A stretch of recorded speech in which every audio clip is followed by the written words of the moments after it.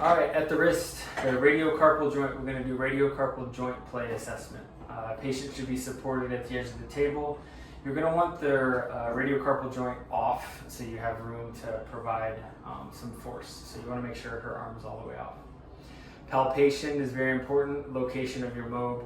The styloid processes on the radius and the ulna are what you should find to produce your stabilizing. So I come in here and I get pretty firm. Sometimes I'll really kind of hold them up against the towel.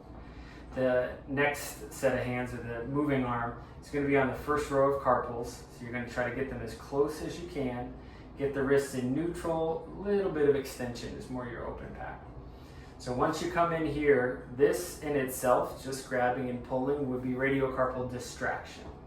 It's a gentle mobilization, commonly feels good, especially post-op if someone just came out of a cast. Giving them a little bit of distraction. You don't need a lot of force here.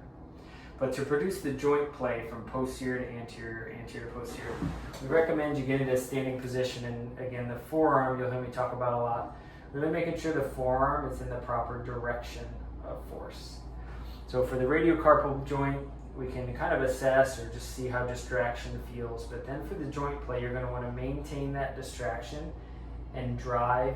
You almost should see a little bit of a counter force. I'm not pulling her into extension, but I'm making sure I'm driving strictly posterior to anterior.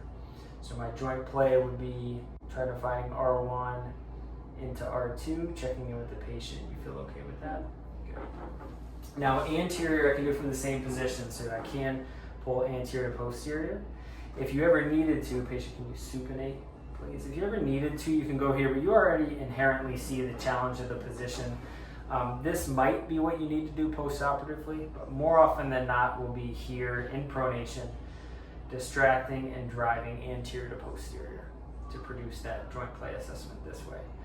Clinically, you'll see a lot more need to work extension, and so the force from posterior to anterior is the main thing to produce and work on.